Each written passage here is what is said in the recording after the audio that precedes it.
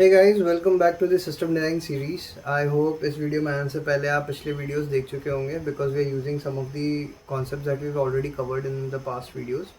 If you haven't check those videos out, I would highly recommend कि आप जाके पहले वो वीडियोस देख लो, क्योंकि वही कॉन्सेप्ट्स हम यूज़ करने वाले हैं in this video as well. तो it's better that you check them out first and then come to this video. In this video we will be designing a smart home system। ठीक है, एक पूरा system design करेंगे। बहुत ज़्यादा time नहीं लेंगे। I will keep it very short, but then again we will use, because we have already studied those concepts that in the past videos, तो हम जल्दी जल्दी आगे बढ़ेंगे। ठीक है, but we'll see कि अप्रोच क्या होती है while designing a system। ठीक है, and today's system that we are designing is a smart home system।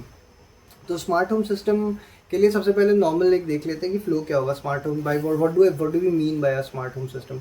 तो स्मार्ट होम सिस्टम में एक बेसिक फ्लो होगा कि बहुत सारे स्मार्ट डिवाइसेस है घर में, जैसे स्मार्ट एसी है, स्मार्ट टीवी है, स्मार्ट रेफ्रिजरेटर है आपके पास, स्मार्ट गीज़र है।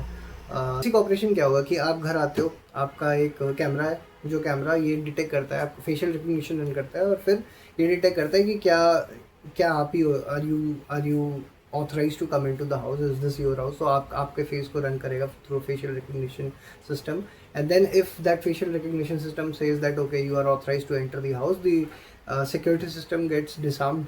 ठीक है, उसके बाद आपके जो भी स्मार्ट डिवाइसेज हैं उनको अपने अपने ऑपरेशन करने के लिए एक नोटिफिकेशन चली आती है। सो लेट्स से एसी को ये नोटिफिकेशन चली आती है कि okay you start cooling as soon as you are home, AC cooling start कर दे, गीज़र में भी पानी गर्म करना चालू कर दे।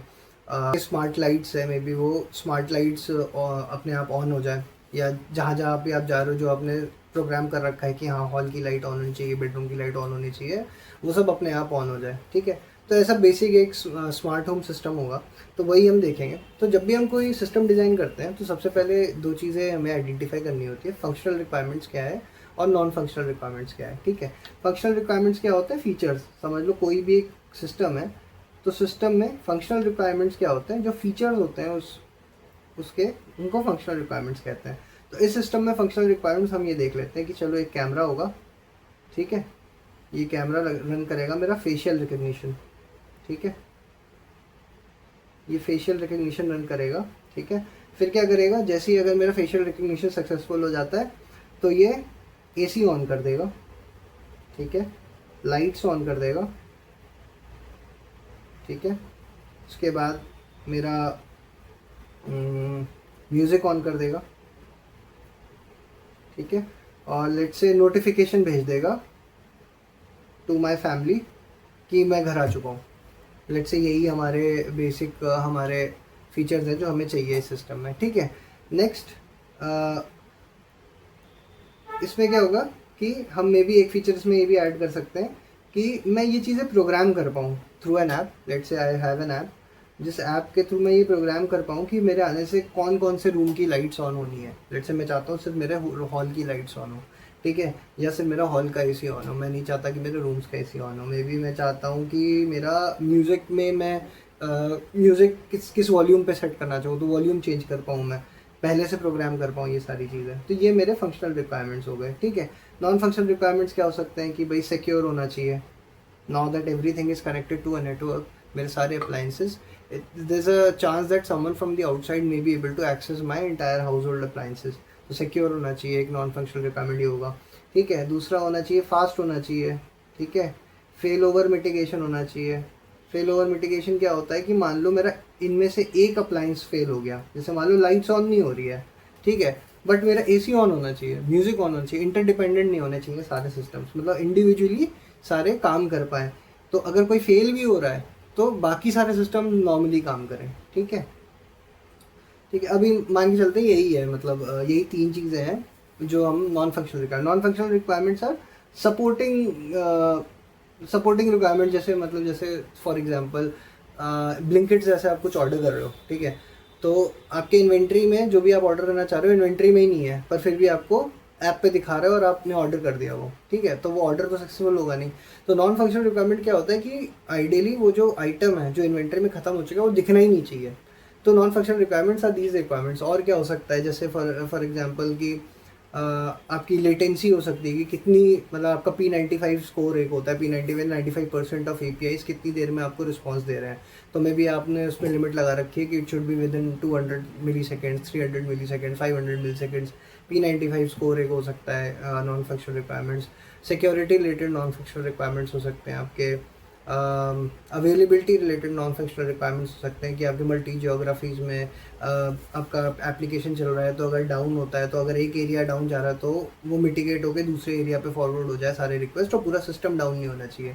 तो इस तरह के NFRs होते हैं। तो ये धीरे धीरे जैसे हम सिस्टम्स और एक्सप्लोर करेंगे तो we'll deal with more NFRs। तो अभी इस सिस्टम के लिए वील कीप थिंग्स सिंपल, ये सिक्योर होना चाहिए, फास्ट होना चाहिए और इंटरडिपेंडेंट नहीं होने चाहिए सारे अप्लाइंसेस। तो यही है हमारे NFRs अभी के लिए। ठीक है, तो first step would be defining कि FRs और NFRs क्या होंगे, हमारे फंक्शनल रिक्वायरमेंट्स क्या होंगे और NFRs क्या होंगे। ठीक है, नेक्स्ट स्टेप जब हम सिस्टम कोई भी डिज़ाइन करते हैं तो हमें ये डिफाइन करना होता है कि कम्युनिकेशन का इंटरफेस क्या होगा बिटवीन ऑल दीज कंपोनेंट्स। ठीक है, तो कम्युनिकेशन कैसे कैसे होगा। ठीक है, तो कम्युनिकेशन मतलब अब हमारे पास इतने सारी चीज़ें हैं, तो हमारे पास हैं कि भाई इतने सारे अप्लाइंसेस है, सारे कैमरा है, AC है, लाइट्स है, म्यूज़िक है, नोटिफिकेशंस भेजनी है, ऐप भी चाहिए। तो ये सारी चीज़ें कम्युनिकेट करेंगी, कैसे कैसे करेंगी। तो सबसे पहले आइडेंटिफाई करना होगा कि ये इनमें कम्युनिकेशन होगा कैसे। ठीक है, तो मल्टीपल तरीके हो सकते हैं इन सारी चीज़ों को कम्युनिकेट करने। एक तो बेसिक तरीका कि आप भाई सर्विसेज बना लो, करेक्ट, APIs बना लो, और APIs को आप रिक्वेस्ट भेजो। और API A है, मे बी जैसे कैमरा API A कॉल करता है। ठीक है, और API क्या करता है, AC को एक इवेंट भेज रहा है।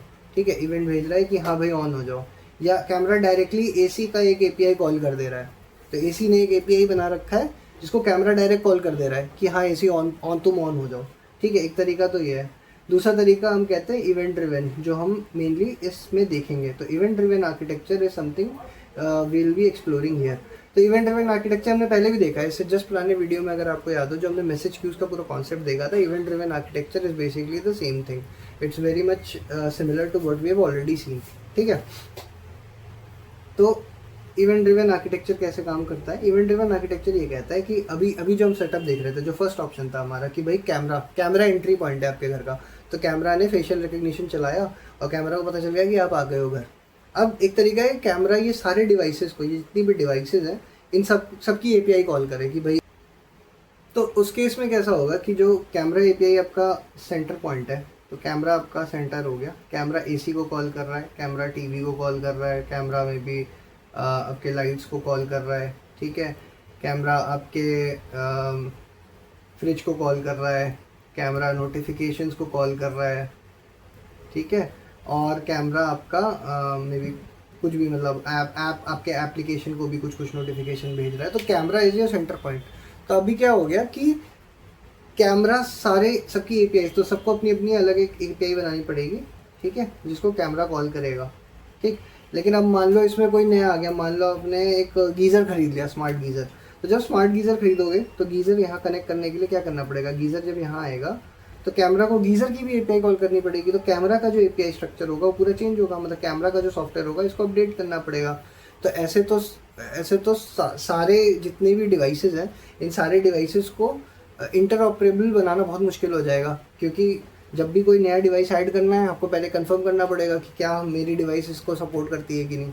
ठीक है, तो ये जो मॉडल है ये इसलिए स्केलेबल नहीं है। अगर एक ही कंपनी सारे डिवाइसेस बना रही है तो मे बी ये स्केलेबल भी है, लेकिन उसमें भी क्या है कि जब भी कंपनी को गीज़र का ऐड करना है तो गीज़र की जगह उसको कैमरा को भी अपडेट करना पड़ेगा। ठीक, तो एक तो तरीका ये है।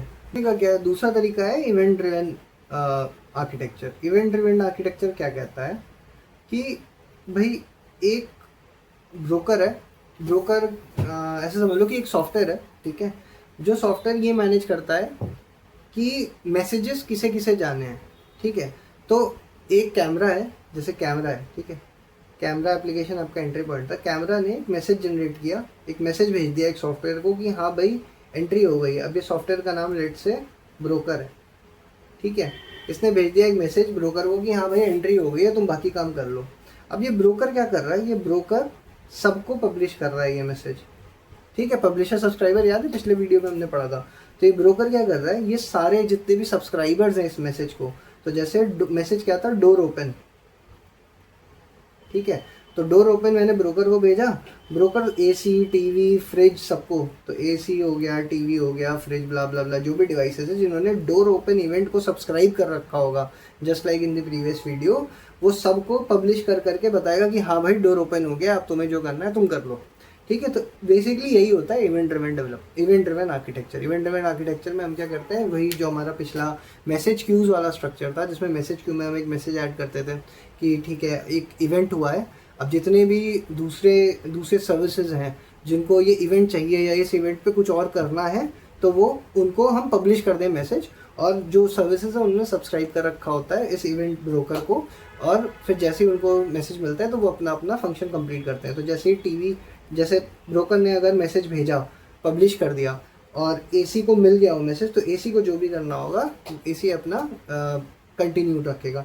ऐसे में क्या होगा कि ये सारे डिवाइसेस इंडिविजुअली काम कर सकते हैं। अब एसी की टीवी पे कोई डिपेंडेंसी नहीं है और एसी की कैमरा पे भी कोई डिपेंडेंसी नहीं है, ठीक है। तो अगर मैं ऐसा भी कर सकता हूँ कि मैं अपने फ़ोन से, अगर कैमरा की जगह मैं अपने फ़ोन से डोर ओपन का इवेंट भेजूँ, ठीक है, डोर ओपन का इवेंट मैं अपने फ़ोन से भेजूँ तो भी मेरा काम चल जाएगा। तो इसको करते कैसे हैं, तो ऐसा समझ लो कि एक जेसन ऑब्जेक्ट है, ठीक है। जेसन ऑब्जेक्ट में अभी मल्टीपल फील्ड्स होती हैं, तो बस दो तीन फील्ड्स हम देखते हैं। जैसे मे बी एक यूनिक आईडी होगी, ठीक है, यूआईडी होगी, कुछ की इवेंट की आईडी, मान लो इवेंट आईडी कहते हैं उसे, ठीक है। और फिर तुम्हारा इवेंट टाइप हो सकता है, ठीक, इवेंट टाइप होगा, फिर हाँ इवेंट टाइप होगा, ठीक है। और मे बी सोर्स हो सकता है कि कौन से सिस्टम ने ये जनरेट किया है, किसने पब्लिश किया है, टाइम स्टैम्प हो सकता है, ठीक है। तो ऐसी चीज़ें होती है। तो ये एक मैसेज का स्ट्रक्चर है, ये एक मैसेज है, ठीक है। तो कैमरा क्या करेगा, ये एक मैसेज जनरेट करेगा और ब्रोकर को दे देगा। अब ये ब्रोकर क्या करेगा, ये ब्रोकर जितने लोगों ने भी इस इवेंट टाइप पे, ये जो इवेंट टाइप हमने यहाँ भेजा है, तो इवेंट टाइप लेट से डोर ओपन था यहाँ पे, ठीक है, डोर ओपन एक इवेंट टाइप था, ठीक है। तो डोर ओपन पे जितने भी सब्सक्राइबर्स ने सब्सक्राइब कर रखा होगा इवेंट पे, उतने सबको ब्रोकर भेज देगा, मतलब उतने सबको नोटिफाई करेगा कि हाँ एक डोर इवेंट ओपन हुआ है, and then you can continue फिर whatever operation you want to do on this event. तो MQTT is a protocol that enables ये पूरा सेटअप। तो basically MQTT is just a protocol that helps communication between sockets, ठीक है। तो RabbitMQ एक example है ऑफ अ फ्रेमवर्क जिसको यूज़ करके आप MQTT इम्प्लीमेंट कर सकते हो और ये पूरा सेटअप बिल्ड कर सकते हो, ठीक है। तो वो that acts as a message broker between your publishers and subscribers, ठीक है। तो ये सेटअप है पूरा, ठीक। अब नेक्स्ट स्टेप क्या है, नेक्स्ट स्टेप ये आइडेंटिफाई करना है कि हमें सर्विसेज कौन कौन सी बिल्ड करनी पड़ेगी। तो ये जो पूरा सिस्टम हम सोच रहे हैं कि ऐसे ऐसे कम्युनिकेशन होगा, इसके ऊपर सर्विसेज कौन कौन सी बिल्ड होगी। तो सर्विसेज आइडेंटिफाई कर लेते हैं, ठीक है। तो पहली सर्विस तो आपकी ये हो जाएगी कि जो अप्लाइंसेज हैं वो अपना अपना कुछ तो एक हार्डवेयर फ्रेमवर्क होगा उनका, उसके ऊपर एक लेयर बनी होगी जिससे आप कम्युनिकेट कर पाओ। उसकी टेंशन आपको नहीं लेनी, लेट से कि hardware is not your scope of the system. Hardware अपने आप, जो हार्डवेयर का फ्रेमवर्क है दैट इज़ ऑलरेडी डन, ठीक है। We'll just talk about software services that you might be building, ठीक है। तो पहला सर्विस क्या होगा, सबसे पहले आपका, क्योंकि कैमरा में आके आप एक फेशियल रिकग्निशन रन कर रहे हो, ठीक है, तो एक इंटेलिजेंस चाहिए होगी आपको, ठीक है, इंटेलिजेंस सर्विस, ठीक है। इंटेलिजेंस सर्विस क्या करेगी, इंटेलिजेंस सर्विस आपका फेशियल रिकग्निशन रन करेगी। सेकंड एक प्लानिंग सर्विस हो सकती है, ठीक है। प्लानिंग सर्विस क्या है, तो याद है हमने यहाँ एफर्ट्स में डिसाइड किया था कि भाई मैं ये डिसाइड कर पाऊँ कि कौन सी लाइट्स जलनी है, ठीक है, एसी ऑन होना है, कौन से रूम का ऑन होना है, म्यूज़िक ऑन हो रहा है तो कौन सा गाना बजना है, ठीक है। नोटिफिकेशन तो चलो छोड़ दो, मान लो यही तीन चीज़ है कि मतलब एसी कौन से रूम का ऑन होना है, लाइट्स कौन से रूम के ऑन हो रहे हैं, और म्यूज़िक कौन से रूम का ऑन होना है, या म्यूज़िक कौन सा चलना है। तो ये तीन चीज़ें कहीं किसी एक सर्विस में मैनेज करनी पड़ेंगी। तो ये सब चीज़ें प्लानिंग सर्विस मैनेज करेगी कि भाई अगर आपको, मान लो आप सुबह एंट्री कर रहे हो, मान लो आप 12 बजे एंट्री कर रहे हो, 12 PM पे एंट्री कर रहे हो, तो मे बी आपको लाइट्स नहीं चाहिए, ठीक है। लेकिन अगर आप 7 PM पे एंट्री कर रहे हो घर में तो आपको लाइट्स चाहिए, यस, ठीक है। विंटर्स हैं तो विंटर्स में मे बी आपको एसी नहीं चाहिए, हाँ एसी नहीं चाहिए, और समर्स है तो एसी चाहिए, ठीक है। तो इस टाइप की प्रोग्रामिंग करने के लिए एक प्लानिंग सर्विस या प्रोग्रामिंग सर्विस कुछ ऐसी टाइप की हमें चाहिए होगी, ठीक है। थर्ड, ये जितने भी डिवाइसेस हैं इनमें क्या क्या फीचर सपोर्टेड है, ठीक है, ये भी पता होना चाहिए हमें। अगर वही नहीं पता हमें तो हम इन्हें कैसे प्रोग्राम कराएंगे। हमारी जो प्रोग्रामिंग सर्विस हम बना रहे हैं तो वो ये कैसे डिसाइड करेगी कि हमें क्या प्रोग्राम कराना है और क्या प्रोग्राम नहीं कराना है, जब तक हमें यही नहीं पता होगा कि इन सारे डिवाइसेस में क्या क्या फ़ीचर है। तो एक हमारी ऐसी सर्विस होनी चाहिए जिसमें ये फीचर्स सारे सेव हो। तो उस सर्विस को हम बुला सकते डिवाइस रजिस्ट्री सर्विस, ठीक है। तो डिवाइस रजिस्ट्री सर्विस क्या करती है कि भाई जब भी कोई डिवाइस ऐड होता है हमारे घर में तो ये डिवाइस रजिस्ट्री मेंटेन करती है, ठीक है। उसमें फीचर्स का मे बी एक एरे मेंटेन करती होगी, ठीक है। एक डिवाइस की आईडी मेंटेन करती होगी कि डिवाइस कौन सा है, ठीक है। और मे बी कंपनी की मैन्युफैक्चरर कौन है इस डिवाइस का, ठीक है। और मे बी ये भी मेंटेन कर सकती है कि कौन से प्रोटोकॉल सपोर्टेड है, वो सब, मतलब वो सब चलो ठीक है, वो सब छोड़ दो। तो ये डिवाइस रजिस्ट्री होगी जिसमें डिवाइस रिलेटेड इन्फॉर्मेशन होगी कि भाई ये जितने भी डिवाइसेस हैं आपके स्मार्ट होम में वो कौन कौन से हैं, ठीक ठीक। फोर्थ आपकी हो सकती है नोटिफिकेशन सर्विस। तो आपको याद हो तो हमारा एक रिक्वायरमेंट है एफ आर रिक्वायरमेंट क्या कहता है कि जब भी मैं घर के अंदर एंट्री कर दूँ तो मेरी पूरी फैमिली को, ठीक है, मेरी पूरी फैमिली को एक नोटिफिकेशन चला जाए कि हाँ मैं घर आ चुका हूँ, ठीक है। तो वो एक नोटिफिकेशन सर्विस होगी जिसको मुझे कॉल करना पड़ेगा, ठीक। तो ये बेसिकली इसको सेंड नोटिफिकेशन की घर आने का नोटिफिकेशन या मे भी कुछ भी नोटिफिकेशन, जिस भी टाइप की नोटिफिकेशन आपको भेजने पड़ जाए। फिर नोटिफिकेशन, अब ये जो फैमिली को नोटिफिकेशन जाना है तो ये फैमिली को बनाने के लिए भी तो सर्विसेज चाहिए होंगी ना, कहाँ पे बन रहा है ये फैमिली। तो मे बी ये प्रोफाइल सर्विसेज होगी एक, कि आपकी करेंट प्रोफाइल उसमें आप फैमिली बिल्ड कर पाओ, ठीक है, कि कौन कौन है, ठीक है। और उसमें आप डिटेल्स दे पाओ, आपका एड्रेस दे पाओ, ठीक है। एड्रेस हो सकता है घर का, मल्टीपल होम हो सकते हैं, करेक्ट, एक ही प्रोफाइल में मल्टीपल होम हो सकते हैं, ठीक है। तो ऐसी चीज़ें हो सकती है प्रोफाइल सर्विस में, ठीक है। एक हिस्ट्री सर्विस हो सकती है, ठीक है। हिस्ट्री सर्विस क्या करती है कि ये मेंटेन करती है कि हिस्टोरिकली क्या क्या ऑपरेशन हुआ, मतलब किस किस ने एक्सेस किया मे बी घर, फॉर एग्जांपल कि किसने किसने घर एक्सेस किया, तो एक्सेस हिस्ट्री हो सकती है, ठीक है। दूसरी आप चेंजेस जो भी आपने अपने सेटिंग्स में किए घर में वो हो सकते हैं। डिवाइस की हिस्ट्री हो सकती है कि डिवाइस कब ऐड हुआ, ठीक है, डिवाइस कब रिमूव हुआ, इस टाइप की चीज़ें। तो लेट्स से अभी इतना ही रखते हैं इसको। तो इतनी सारी सर्विसेज हमारी हो सकती है। तो ये सारी सर्विसेज आपको बिल्ड करनी पड़ेगी, ये सारी सर्विसेज जो है आपके सिस्टम पे एग्जिस्ट करेंगी, ठीक। अब नेक्स्ट स्टेप क्या है, आपने functional requirement non functional requirement निकाल लिया, आपने कम्युनिकेशन समझ लिया कि कम्युनिकेशन कैसे करना है आपके सिस्टम के हिसाब से, आपने सर्विसेज बना ली, ठीक। नेक्स्ट स्टेप क्या है, नेक्स्ट स्टेप है आपको, अब पूरा सिस्टम आपने सर्विसेज वगैरह लिख ली, कौन कौन सर्विसेज बनानी है। अब इन सर्विसेज के बीच में डेटा क्या एक्सचेंज होगा ये आइडेंटिफाई करना। तो डेटा जैसे फॉर एग्जांपल एंटिटीज़ जो होंगी उस सिस्टम में, ये आइडेंटिफाई करना आपका नेक्स्ट स्टेप होना चाहिए। तो हम एक एक करके हम सर्विस देख लेते हैं। सबसे पहले इंटेलिजेंस सर्विस को भी हम छोड़ देते हैं, फेशियल रिकग्निशन वाले सर्विस को, ठीक है। प्लानिंग सर्विस करते हैं। तो प्लानिंग सर्विस में हमारा रोल क्या है, प्लानिंग सर्विस का, प्लानिंग सर्विस क्या करता है कि स्केड्यूल सेव करता है। हर जितने भी हमारे अप्लाइंसेज हैं उनका एक स्केड्यूल सेव करता है, ठीक है।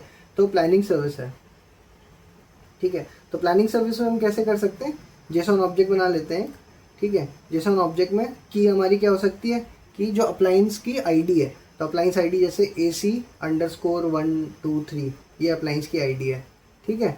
और इसके अंदर हमारे क्या क्या आ सकता है, start time, correct, and time, ये इसका स्केड्यूल है AC123 का, ठीक है। और फिर नेक्स्ट हो सकते हैं, जैसे हमारा TV123 है, तो टीवी है कोई 123, ठीक है। तो इसका भी स्टार्ट टाइम एंड टाइम। तो ये जो एंटिटी दिख रही होगी वो ऐसी कुछ दिख रही होगी कि डिवाइस डिटेल्स करके एक ऑब्जेक्ट है, ठीक है। उसमें स्टार्ट टाइम है, एंड टाइम है, एंड देन डिवाइस आईडी है, ठीक है। ये एंटिटी होगी। और जो ये सर्विस क्या कर रहा होगा, ये array of device details return कर रहा होगा, या रिटर्न कर रहा होगा या प्रोसेस कर रहा होगा, ऐसा कुछ होगा, ठीक है। ऐसी आपको सारे सर्विसेज के लिए एंटिटीज़ डिज़ाइन करनी है, ठीक है। तो हमने बाकी सबके लिए तो कर ही रखी, तो यही देख लेते हैं। जैसे डिवाइस रिक्वेस्ट में हमने फीचर्स की एक लिस्ट ली थी, डिवाइस आईडी की, डिवाइस रजिस्ट्रेशन में, और फिर आपका मैन्युफैक्चरर हो गया, करेक्ट। फिर नोटिफिकेशन सर्विस में नोटिफिकेशन टाइप हो सकता है, ठीक है, नोटिफिकेशन टाइप, ठीक है। Then again you can have time stamp, notification में ये दो चीज़ें हैं, ठीक है, नोटिफिकेशन टाइप और टाइम स्टैम्प। फिर प्रोफाइल में आपका, प्रोफाइल में तो बहुत कुछ हो सकता है, जैसे नेम हो सकता है, एड्रेस हो सकता है, हाउस डिटेल्स हो सकती हैं, ठीक है, जेंडर हो सकता है, कुछ भी, मतलब लेट से इतना ही रखते हैं अभी के लिए, ठीक है। लोकेशन हो सकता है, ठीक। देन आपका जो हिस्ट्री सर्विसेज है, तो हिस्ट्री सर्विस में टाइम स्टैम्प होगा, ठीक है, डिवाइस होगा, कौन सा एक्सेस हुआ था, एक्शन होगा कि क्या एक्शन हुआ था उस डिवाइस पे, ठीक है, ये हिस्ट्री सर्विस हो गई लेट से। तो ये जो स्टेप होता है, इसमें एंटिटीज़ हमें आइडेंटिफाई करनी होती है कि क्या क्या एंटिटीज़ यूज़ होंगी हमारे पूरे सिस्टम में। नेक्स्ट स्टेप क्या है? अब फाइनली जब आपको पूरी अंडरस्टैंडिंग हो गई कि सर्विसेज क्या बननी है, एंटिटीज़ क्या बननी है, कम्युनिकेशन कैसे होगा, तब जाके आप फाइनल एक आर्किटेक्चर डायग्राम बनाते हो कि ये आर्किटेक्चर फॉलो कैसे होगा। तो हमारे केस में कैसे फॉलो होगा, लेट्स सी। तो सबसे पहले एक कैमरा है, ठीक है, इस कैमरा के अंदर इंटेलिजेंस सिस्टम चल रहा है, ठीक है, आईएस कह लेते हैं, इंटेलिजेंस सिस्टम जो फेशियल रिकग्निशन रन करता है, ठीक है। जब ये अप्रूव करता है तो ये सेंड करता है एक इवेंट, ठीक है, लेट्स से एक इवेंट भेजता है या ये एक रिक्वेस्ट भेजता है, API request to an automation engine, ठीक है। Automation engine let's say is another service, ठीक है, ये एक सर्विस ही मान लेते हैं इसको भी, ठीक है। ऑटोमेशन इंजन जो सारी चीज़ों को ऑटोमेट कर रहा है, जो हार्ट है पूरी एप्लीकेशन का, ठीक है।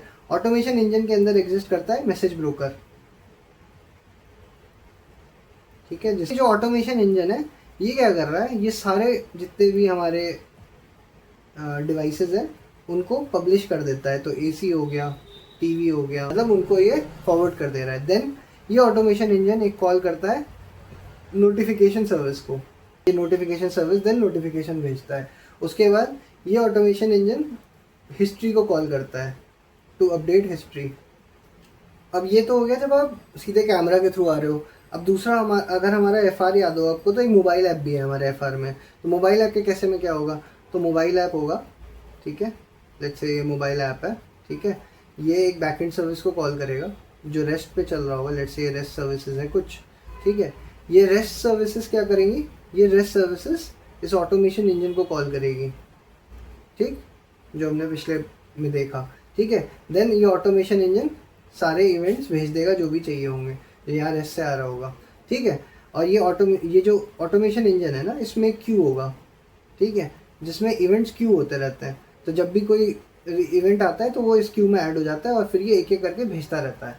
तो this is how event driven works. Just ये तो हमने पहले भी पिछले वीडियो में भी देख लिया था कि क्यू में ऐड करने के बाद कैसे कैसे चलता है। तो ये मान लो ये SQS है, सिंपल क्यू सर्विस है जो अमेजोन SQS है। तो रेस्ट सर्विस क्या करेगी, इस क्यू में ऐड कर देगी, एंड जो ऑटोमेशन इंजन होगा वो इस क्यू से पिक करेगा और सारे अपने जितने भी सब्सक्राइबर्स हैं उनको पब्लिश कर देगा। तो जैसे ये पूरा सेटअप है कि कैसे कैसे एक होम ऑटोमेशन इंजन काम करता है। अब रियल वर्ल्ड में क्या होता है कि रियल वर्ल्ड में इतना क्लीन सेटअप होता नहीं है। तो डिवाइसेस के लिए सब डिवाइसेस का अपना एक फ्रेमवर्क होता है जो आपको इम्प्लीमेंट करना पड़ता है, ठीक है।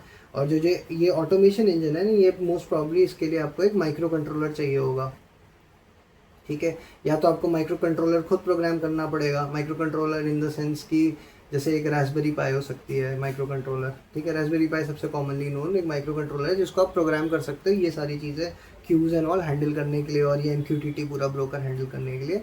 वरना जो स्मार्ट होम डिवाइसेस आते हैं जैसे गूगल होम आ गया या एप्पल होम आ गया, ये सब ऑलरेडी ये हैंडल करते हैं, इनमें ऑलरेडी ये चीज़ इम्प्लीमेंटेड है।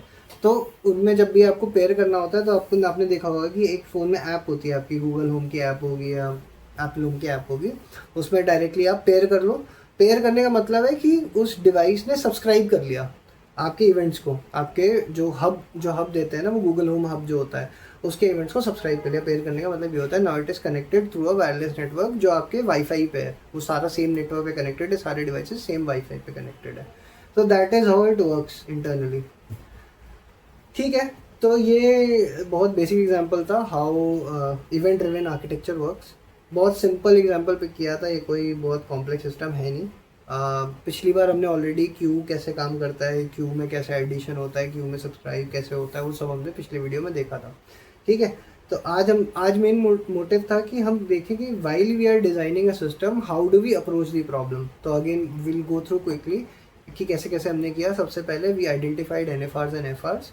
सेकेंड वी आइडेंटिफाइड कम्युनिकेशन कैसे होगा। Third we identified the services that we'll need to build. Fourth, we identified the entities that will be required for this communication. Then finally, fifth is where we draw the actual architecture. अब इसके बाद क्या होता है कि then you start to figure out कि यहाँ chalk point कैसे होता है। जैसे यहाँ फेलियर पॉइंट क्या हो सकता है कि मान लो ये ए ही जो है, ये ऑटोमेशन इंजन यही डाउन हो गया, तो अब इसको कैसे हैंडल करना है। ठीक है, या ये क्यू फुल हो गया, अब इसमें ऐड ही नहीं हो पा रहा है, इसमें नए इवेंट्स नहीं ऐड हो पा रहे, इतने ज़्यादा इवेंट्स आ गए, क्यू फुल हो गया है, और जितने भी सब्सक्राइबर्स हैं उन तक इवेंट्स ही नहीं जा रहे हैं। ठीक है, तो इस तरह की प्रॉब्लम्स होती हैं जो आप ये फर्स्ट ड्राफ्ट है जो हमने अभी बनाया, first draft of the system. इसके बाद जो होंगे ये सेकेंड ड्राफ्ट, थर्ड ड्राफ्ट, हम ये सारे जो प्रॉब्लम्स हैं, जो हर्डल्स हैं, जो हम आइडेंटिफाई करें, जो जैसे 2-3 मैंने बताए, फिर नेक्स्ट पार्ट होता है जिसमें आप इन प्रॉब्लम्स को सॉल्व करते हो। So this is how you actually go forward and design a system. ठीक है, this is all that we wanted to do with this video. I hope you guys found this useful, and thank you for watching this. See you soon. Bye.